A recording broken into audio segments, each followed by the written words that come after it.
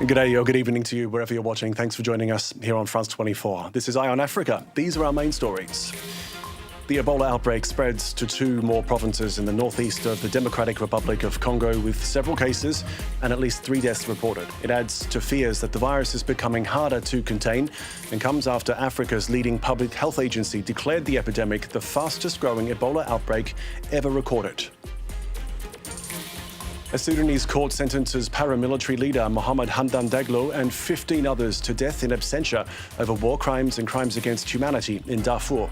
The ruling by the court in Port Sudan, the army's de facto capital, is the first against the leadership of the Rapid Support Forces since the conflict broke out in April 2023. And in Nigeria, residents of the Niger Delta town of Billé take to the streets to demand government action over catastrophic pollution. For several months, the community has complained of toxic flammable gas leaking from the ground, contaminating water and destroying aquatic life, which the people rely upon for their livelihood. Thanks very much for joining us. First up, health officials in the Democratic Republic of Congo say the Ebola virus has now spread to 2 more provinces in the northeast. Several infections and at least 3 deaths have been recorded in Chopo and Ouele, which borders South Sudan. It adds to fears that the virus is becoming harder to contain and comes after Africa's leading public health agency declared the epidemic the fastest growing Ebola outbreak ever recorded. The latest official figures show nearly 2,000 confirmed cases and more than 700 deaths in DRC since the outbreak was declared in May. France 24's Emmett Livingston reports from Kinshasa. It's a huge blow to health responders who have been trying desperately to slow the spread of Ebola in the Democratic Republic of Congo. On Sunday, the country's health ministry officially reported that the disease has reached 2 new provinces, Chopo and Ouele. Of particular concern is the clutch of cases in Chopo, which were discovered in its capital city, Kisangani. The health ministry has reported 4 cases there, which spread from the disease's epicenter in the eastern province of Ituri. Since the outbreak was declared on May 15th, Congo's government has repeatedly stated that the epidemic is under control. However, the continued expansion of the disease suggests otherwise. Some aid workers involved in the Ebola response, who requested anonymity, said there was now a high likelihood that the disease would spread between communities in Kisangani. More than 1,800 people have been infected with Ebola in Congo, and more than 670 people have died. But lots of cases slip between the cracks, and the outbreak is probably much larger. Aid workers say the response needs to be scaled up urgently. Next to Mali, where the army chief has said around 30 soldiers were killed in recent fighting to retake the northern town of Anefis. In an address on state TV, General Jean-Élisée Dao said 60 more soldiers were wounded after a week of battles with a coalition of Islamist militants and Tuareg separatists. The Malian military said it had taken out around 100 insurgents, who, for their part, claimed to have inflicted the heaviest losses yet on Malian and Russian-backed forces.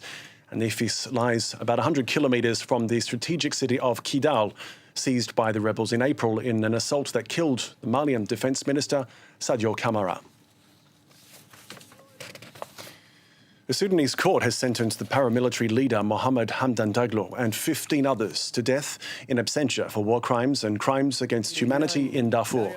The ruling by the court in Port Sudan, the army's de facto capital, is the first against the leadership of the Rapid Support Forces since the conflict broke out in April 2023. The RSF has been accused of widespread atrocities in Darfur. Sudan's army has also faced accusations of war crimes, including attacks on civilians. Our East Africa correspondent Bastien Renouy has more on the sentencing of the RSF leader known as Hemeti.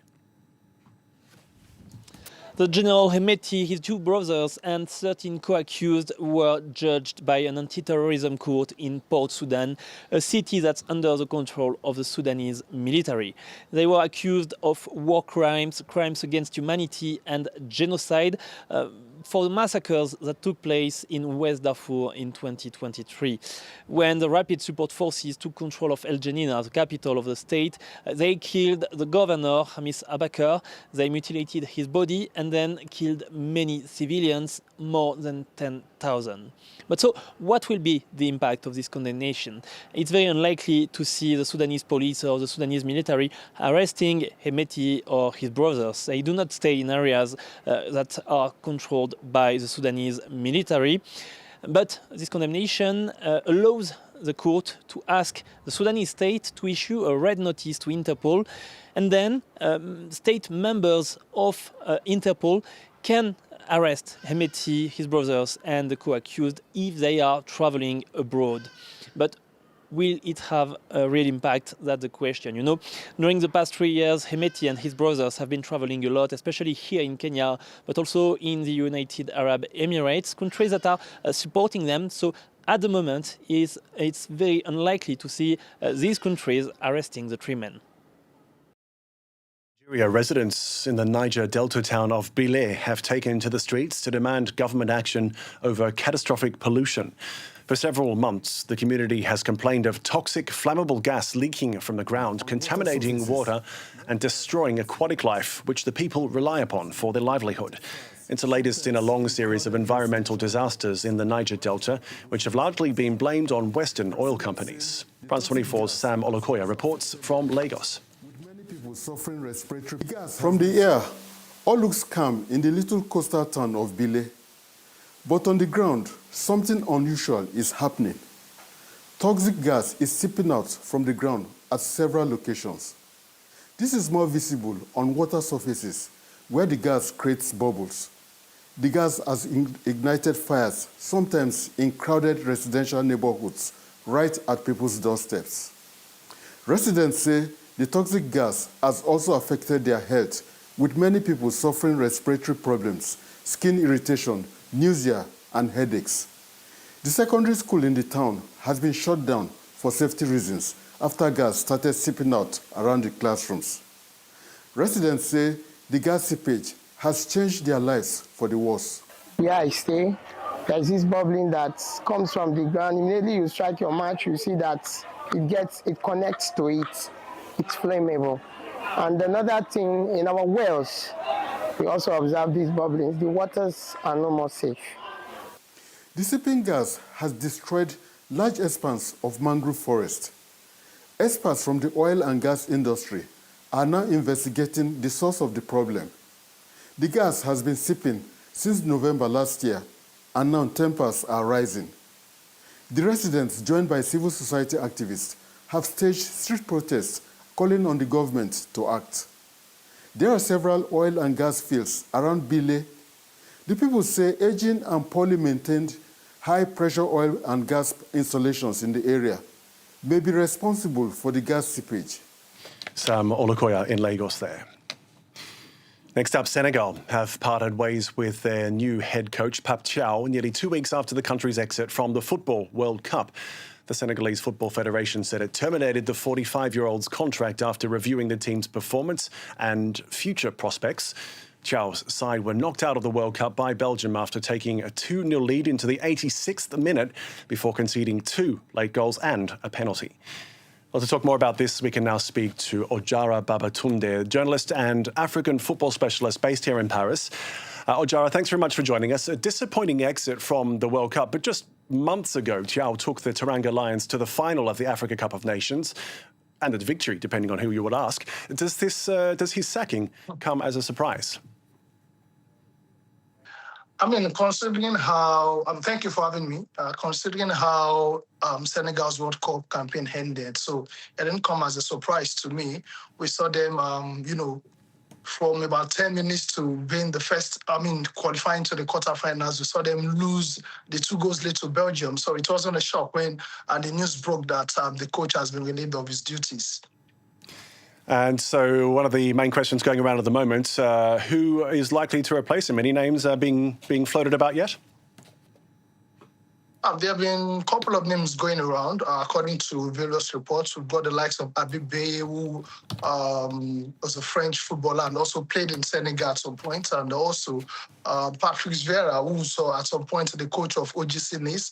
and also coming with the experience of managing Crystal Palace. And also, we've got Hervé Renard, the Frenchman who has won 2 African trophies, and who is the man who's coming with a lot of experience playing in the African football. So I think one of those 3 names should be, or probably will be the one to take them to the next step, and also probably get them their second trophy, like you said, depending who you're asking about how many AFCON the Senegalese team have won. Right, now, while we're waiting for any news on the announcement of who's going to replace him, I wonder to what extent is all of this just being seen as more than just a sporting failure? There appear to be many questions over the organisation of Senegal's World Cup campaign. Yes, a lot have been said since they were knocked out by Belgium. I think an hour ago, the president of the Senegalese Federation came on here to say, in a press conference saying their team doctor, he didn't know he's a gynecologist and he has to be relieved of his duties as well. So a lot of things, to tell you, goes beyond the football setting and everything is coming to play. Immediately they lost to Belgium again. We saw how one of their players went on air on his social media, on Instagram, to release a statement saying he's stepping back from the national team duties until they get a new coaching staff. So that's to tell you, it goes beyond sporting football activities in the Senegalese camp. They were delayed in the United States for like close to 5 or 6 days before flying back after being eliminated at the World Cup. So a whole lot happened and contributed to their defeat, if you ask me. But then the federation has been moved, it's been shaken.